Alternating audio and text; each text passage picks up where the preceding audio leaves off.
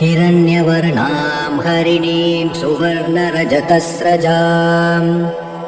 चन्द्रां हिरण्मयीं लक्ष्मीं जातवेदो म आवह तां म आवह जातवेदो लक्ष्मीमनपगामिनीं यस्यां हिरण्यं विन्देयं गामश्वं पुरुषानहम् अश्वपूर्वां रथमध्यां हस्तिनादप्रबोधिनीं श्रियं देवीमुपह्वये श्रीर्मा देवीर्जुषताम् कांसोऽस्मितां हिरण्यप्राकारामार्द्रां ज्वलन्तीं तृप्तां तर्पयन्तीम् पद्मे स्थितां पद्मवर्णां तामिहोपह्वये श्रियम् चन्द्रां प्रभासां यशसा ज्वलन्तीं श्रियं लोके देवजुष्टामुदाराम् तां पद्मिनीमीं शरणमहं प्रपद्ये लक्ष्मीर्मे नश्यतां त्वां वृणे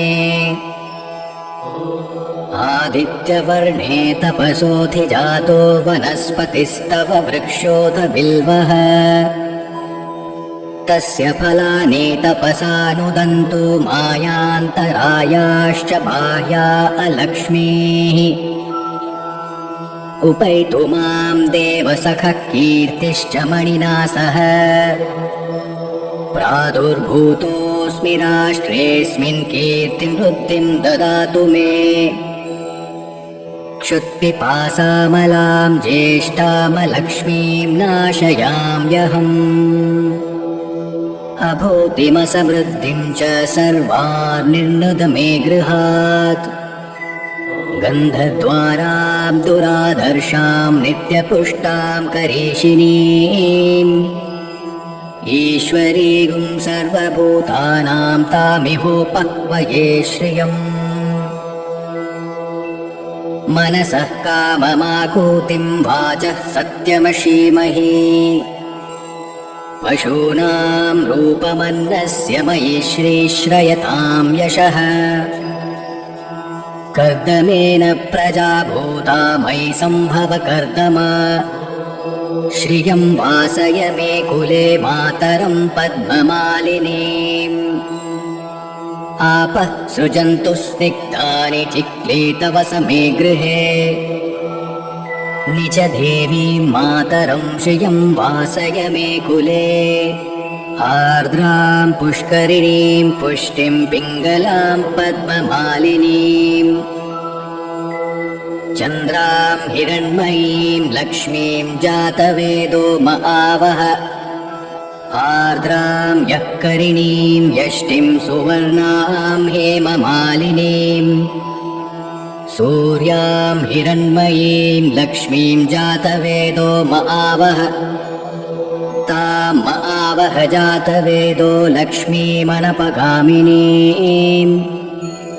यस्यां हिरण्यं प्रभूतं गावो दास्योश्वान् विन्देयं पुरुषानहम् यः शुचिः प्रयतो भूत्वा जुहुयादाज्यमन्वहम् सूक्तं पञ्चदशर्चं च श्रीकामः सततं जपेत् पद्मानने पद्म ऊरू पद्माक्षी पद्मसम्भवे त्वं मां भजस्य पद्माक्षी येन सौख्यं लभाम्यहम् अश्वदायी गोदायी धनदायी महाधने धनं मे जुषतां देवी सर्वान् कामाश्च देहि मे पुत्रपौत्रधनं धान्यं हस्त्यश्वादिगवीरथम् प्रजानां भवसी माता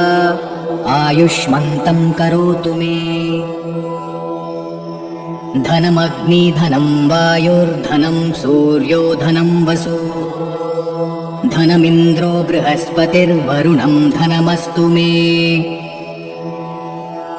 वैनतेय सोमं पिबतु वृत्रः। सोमं धनस्य सोमिनो मह्यं ददातु सोमिनः। न क्रोधो न च मात्सर्यं न लोभो नाशुभामतिः। भवन्ति कृतपुण्यानां भक्तानां सूक्तजापिनाम्। वर्षन्तु ते विभावरि दिवो अभ्रस्य विद्युतः। रोहन्तु सर्वबीजान्यव ब्रह्मद्विषो जहि। पद्मानने पद्मिनी पद्मपत्रे पद्मप्रिये पद्मदलायताक्षी।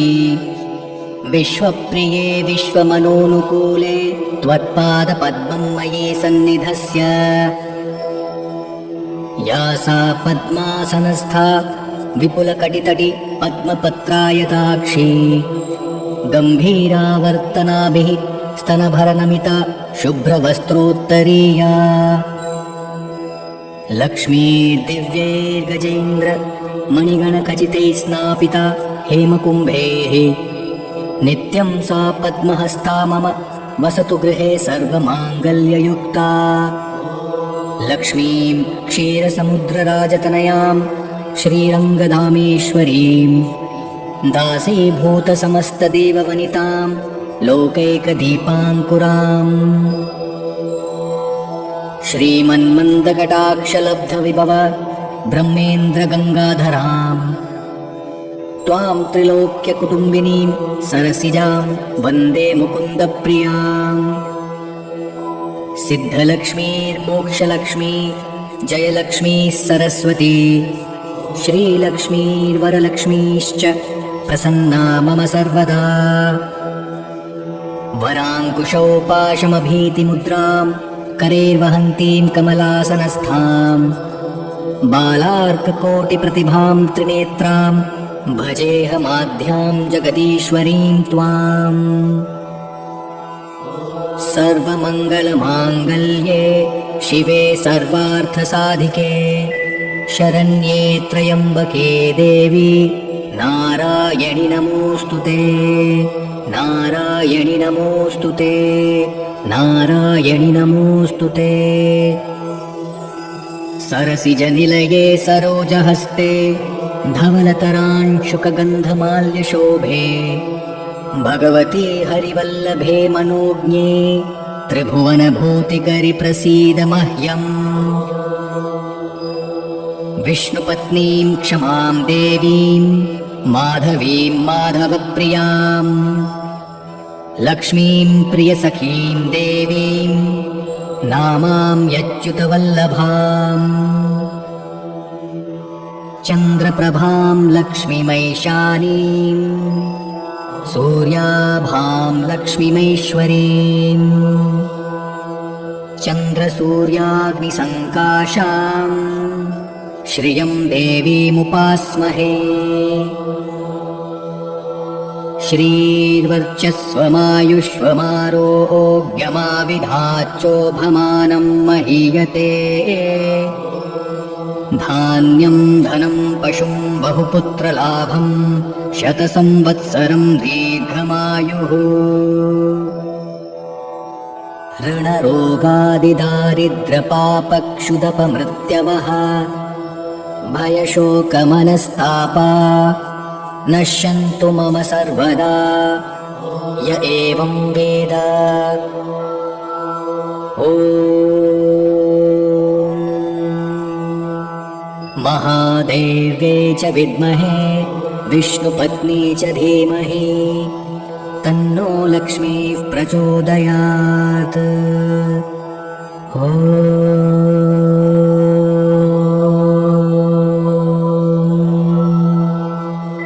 शान्ति शान्ति शान्तिः। ॐ